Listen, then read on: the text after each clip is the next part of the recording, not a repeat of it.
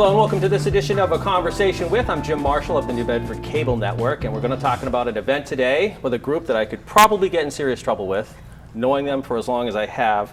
We have Gail Forts from the YWCA, Margarita Graham, who's got a litany of titles. She is the owner and president of Reliable Bus. She's also the co-owner of Sparrow's Eye Consulting. Correct. And she's a co-owner of WNB1 Radio. Yes. And which we featured on the show that Dana has done, New Bedford Creative. Jamilyn Soares, I have not met, first time. She is the creative consultant and community engagement officer for WNB1 Radio. Thank you. It's nice meeting you. Thank you.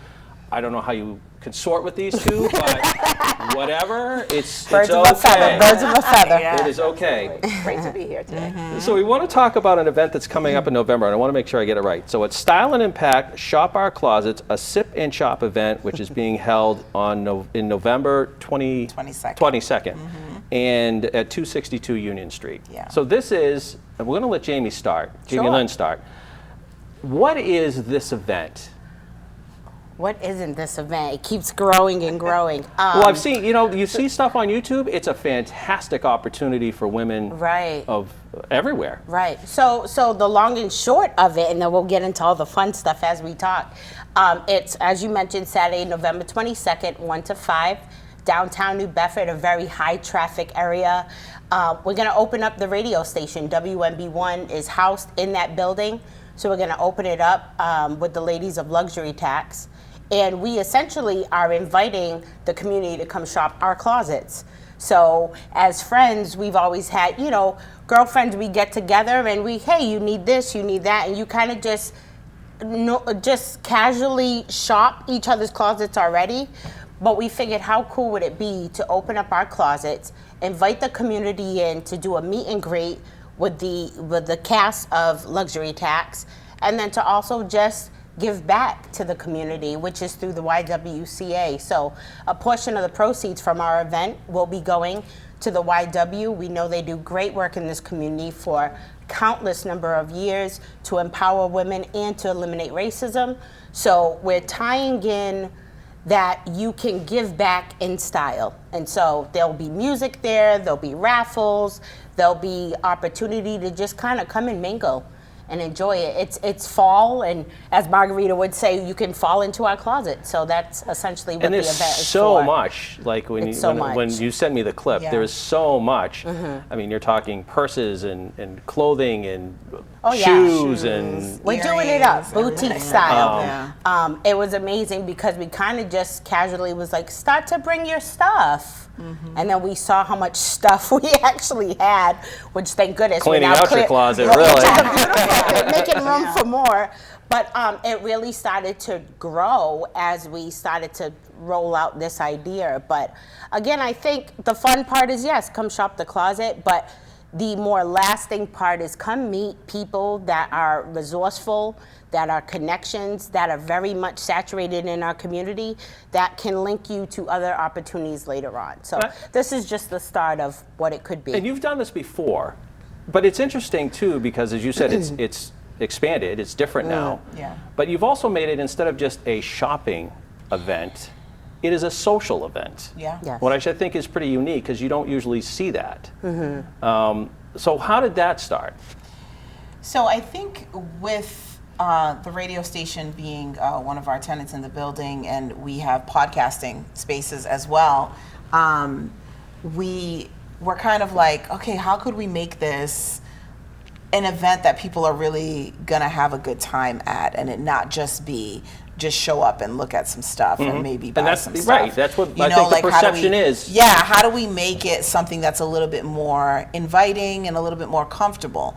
And so we really started to kind of brainstorm on purposeful, moments within this event, and that's where the YW comes in, because we wanted to make sure that we were tying all of these things together in a real purposeful way. So we were kind of like, all right, well, why don't we host a podcast during the event where women can shop, they can have a photo op, they can go ahead and have a conversation, in one of the podcast spaces and talk about some of the things that they've endured when, you think of style, you're just kind of like, oh, well, some people like to dress, some people don't.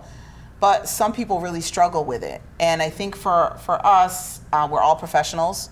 We're women of color too. And so for us, I think when we approach the workplace, we've kind of struggled with culturally what we're comfortable with and then what's acceptable. And so I think for us to be able to kind of bridge that gap with this, I mean, I think I've redefined in my own office of what I accept as, appropriate office attire.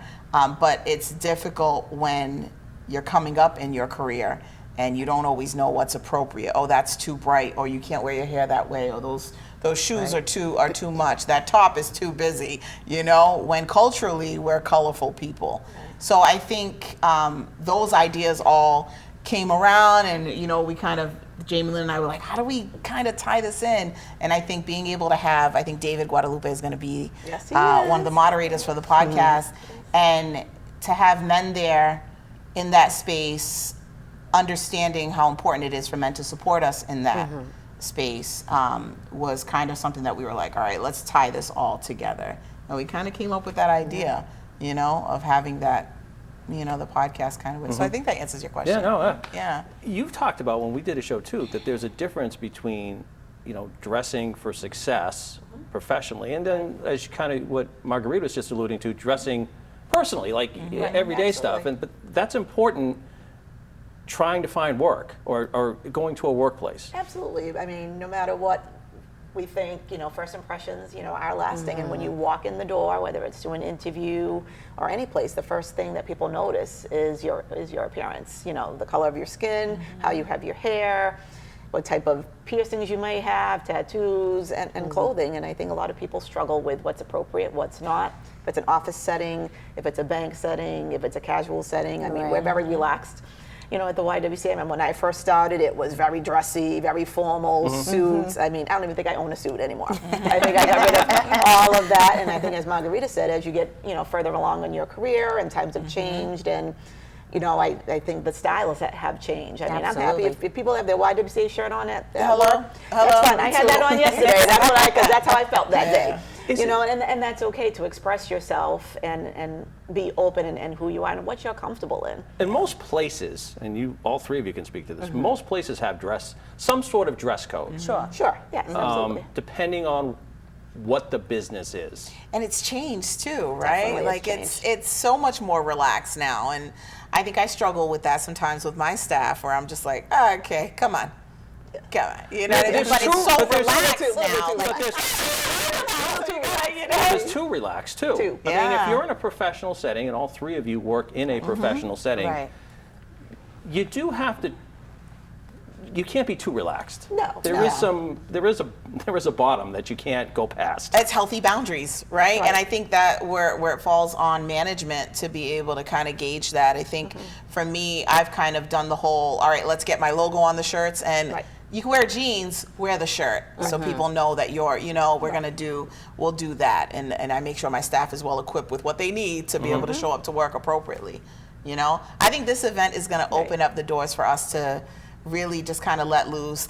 I think there's going to be a lot of career women that are going to be coming in, and we'll be able to just kind of let our hair down and shop and and say, hey, I mean, we have gowns. I was going to say the item selection is varies. Yeah. So you could be a career woman who has a gala during Christmas time to go to. There's gowns there. Yeah. You could be a woman who works in the elements outside and needs a raincoat. We have those too. I mean, there's a wide range of style, of silhouettes, of sizes, of prices. I mean, we really tried to think of women and the diversity and the versatility of women, and so we keep going back to our closet and going, no, let's add that too. And so I think everyone will find something, even if you don't leave with an item from our closet.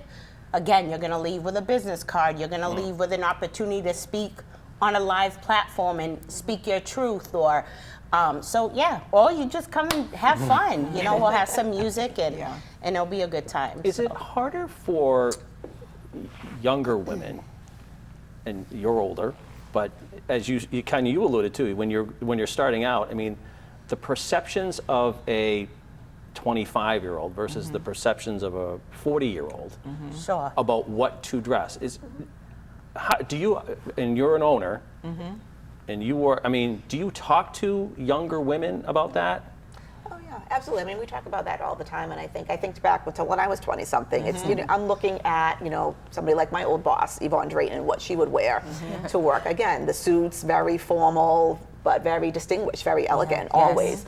Even her casual to me was like fancy, like things that I didn't have. But when you're younger too, you can't afford those like beautiful clothes, and not even thinking about thrift shops or going to certain stores that you can buy Calvin Klein or some of the brands that I didn't know Marshalls sold that or online. I mean, we didn't have those opportunities at those times. So I think thinking about appearance, how you present yourself, and just working on that. So I think that modeling, and sometimes I think now in our careers, people are watching us too. Yeah. I mean, whether we think about it or not on a regular basis, but I'm always thinking about my outfit. What am I doing today, and what am I going to wear today? Like yesterday was a dress down day, but as Margarita said, I did the same thing. When I saw certain things, I'm like, that might not be appropriate for work. Okay, we have our YWCA gear, and we were just talking about that yesterday. What do people want? I get staff input, and you want to wear your jeans, and myself included. We have our gear, and you can wear that and sneakers that day, but you're still representing the organization, whether you're even if you're in the office, because you never know when people are walking in. Or you're outside, even if I'm walking to the store, I have my gear on.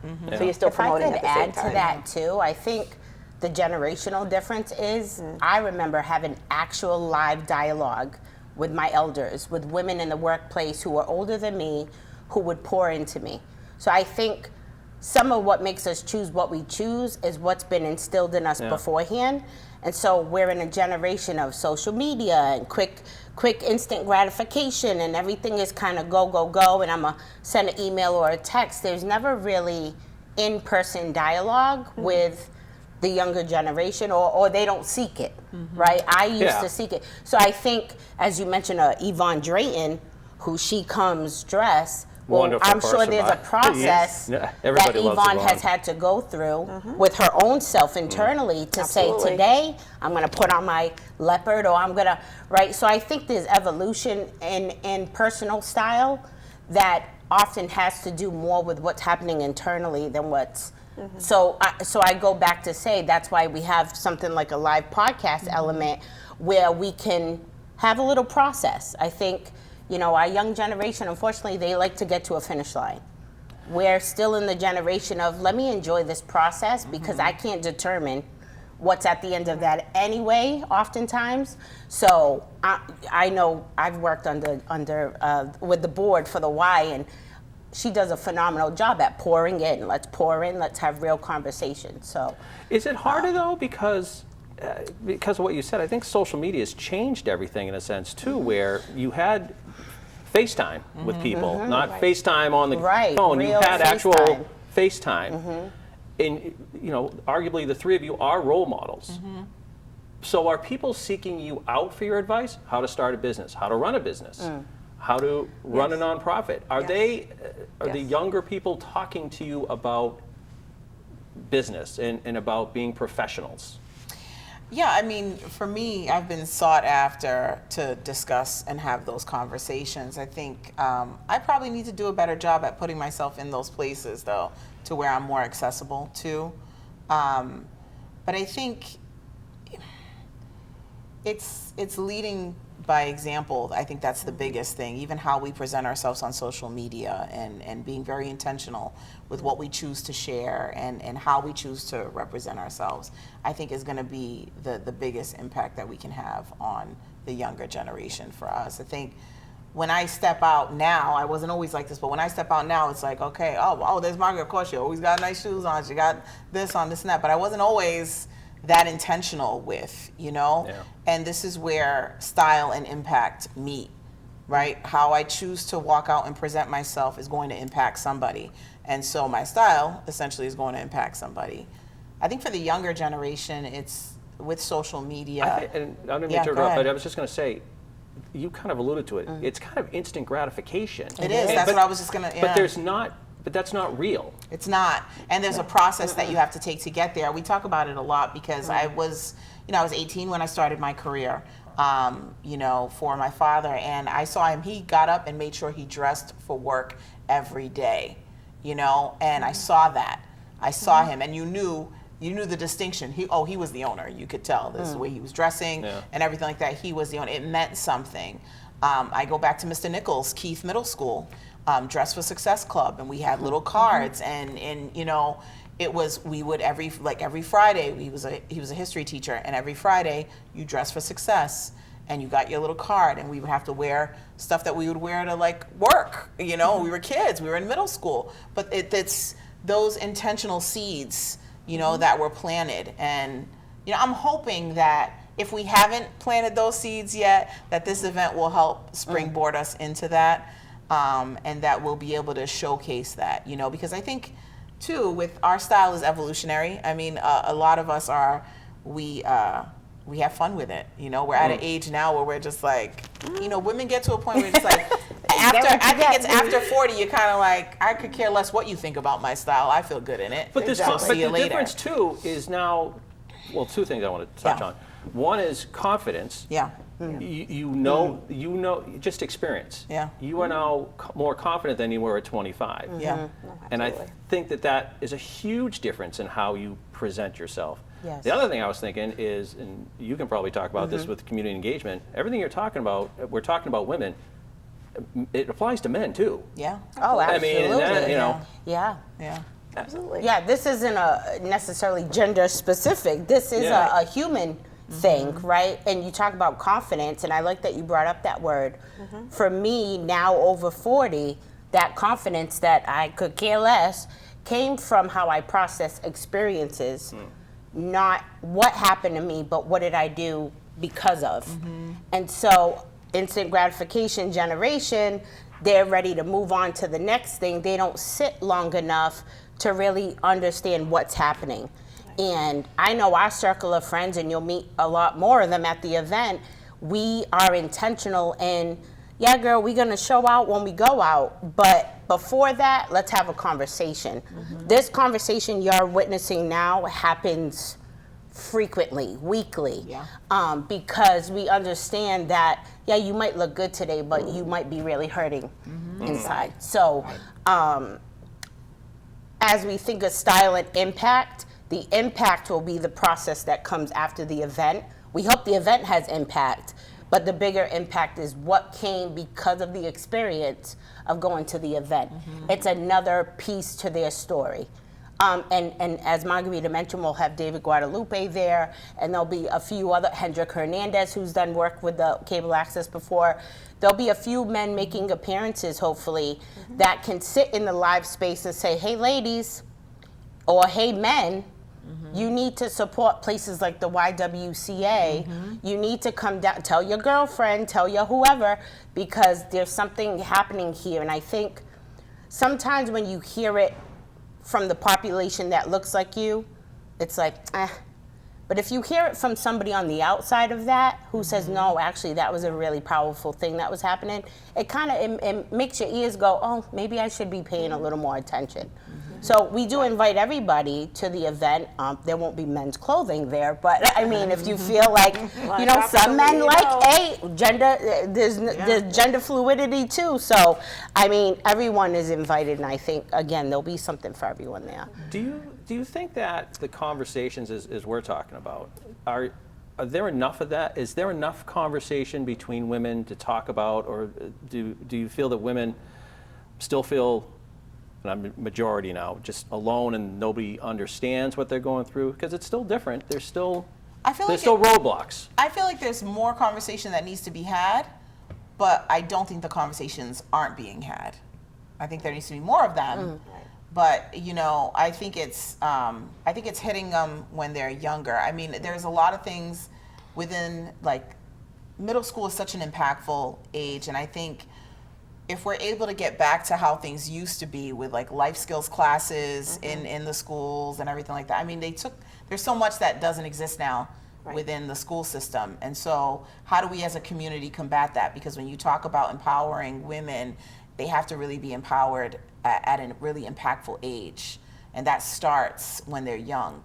You Well, know? that middle school, those teenage years, you know. And it's really tough. I mean, I'm a girl mom. I have a granddaughter, and we run programs for middle school, girls, and it has changed over the last several years. After COVID, it was a whole new ballgame with just that buy-in, just presence, attendance, getting off the phone. But we did things like that, as you just mentioned, Margarita. I mean, we called it something different, but coming in and talking about and presenting on a topic, an advocacy issue and a social issue, but coming dressed up with whatever that meant for you, because not everybody has the means. And then we would help them. We need a coat, we need this. You need you don't have to wear a dress just because you're a female. You can wear whatever you're comfortable in, and that's okay to do your 2-minute presentation. Is my name is Gail. This is who I am. This is what I want to do, and it's more than just what I want to be when I grow up. It's just that camaraderie, that being together.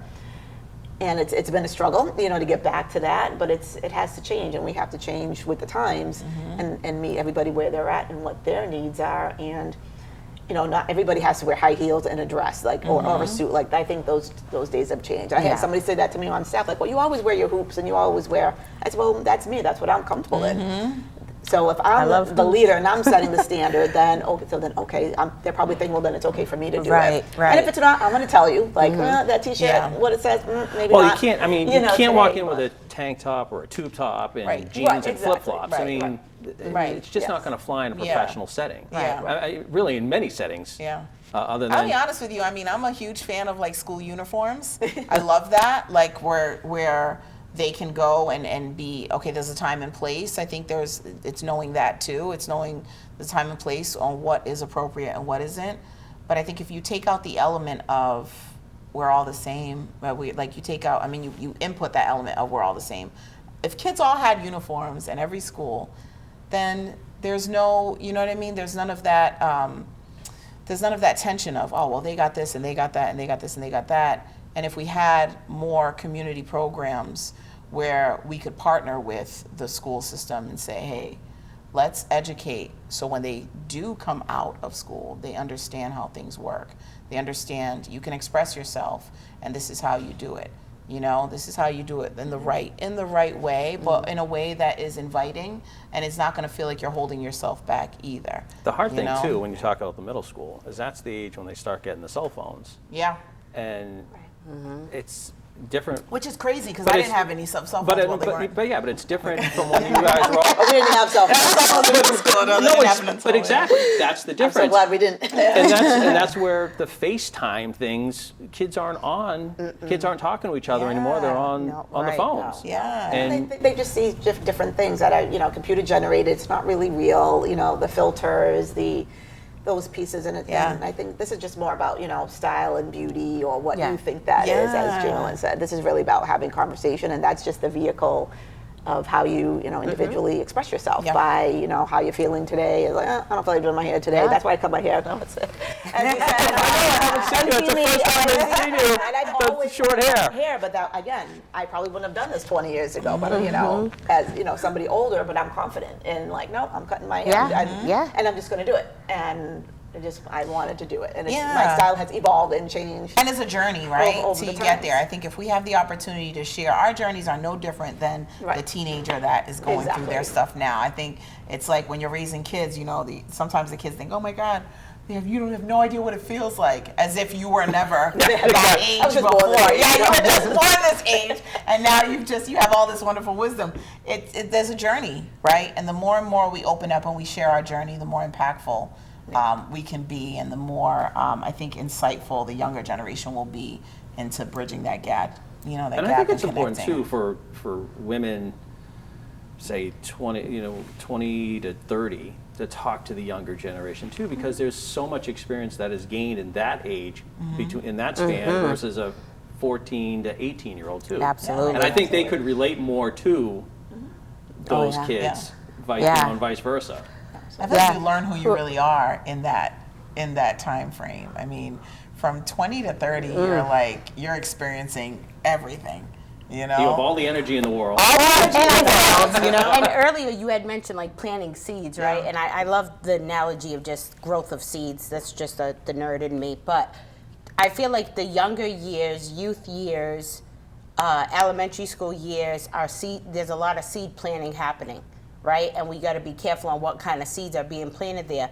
20, you're out of high school, independent, okay, you're trying to find your people, whether that's through college or community or wherever, and now there's people nurturing that seed. There's some sun in, there's some water happening, things are happening. 30 becomes like, oh, there's I'm sprouting, okay, there's things happening.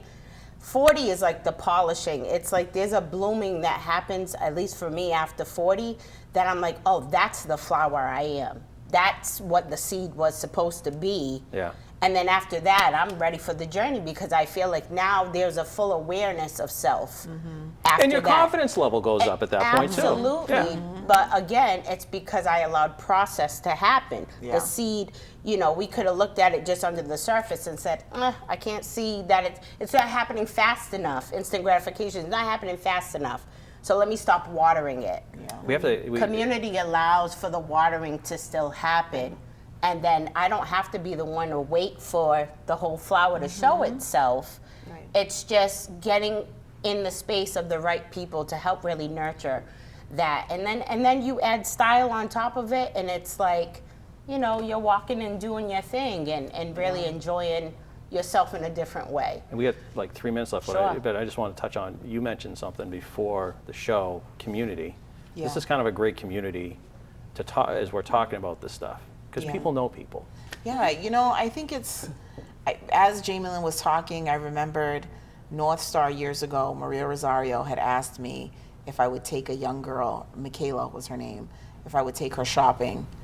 And this is and I had to be at the time, I think I was in my later 20s, and took her shopping. We went to Providence Place Mall when it was, a really nice mall. Got her a couple of outfits and stuff, and then, took her out to eat and everything like that, and then dropped her off at home. Years later, I ran into Michaela, and I remember she came up to me and she saw me. She said, I just need you to know how impactful that was for me. And I went on to college and I graduated and I did wonderful things that I never forgot that day and what it meant, And, that's the type of community we need, is that don't turn a blind eye to it. If be intentional with the interactions you're having with these young people. Yeah. You know what I mean? Because it matters, Want to get a chance to wrap it up, talk about the event again. We've got a minute to go.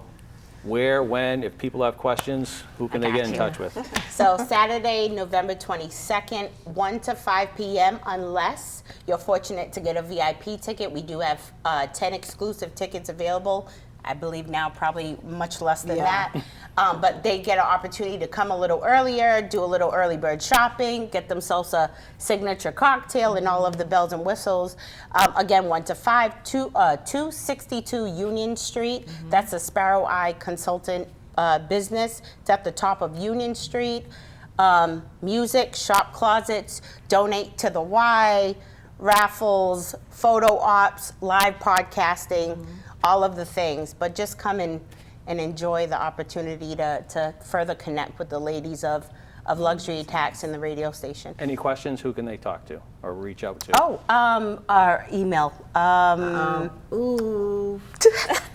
Come on. Can't do that. Come on. You can go to luxurytax@gmail.com or weareluxurytax.com for any questions or anything that they want to know And about we're on the all event. socials, too. We're on all social media platforms too. WMB1 Radio as well. You can reach out to them and they'll be able to give them some information on the event. It was great seeing both of you again. Yeah. It was nice Thank meeting Thank you for having me. Thank you for being here. That's going to do it for this edition of A Conversation With. I'm Jim Marshall of the New Bedford Cable Network. Thanks for watching, and we'll talk to you again soon.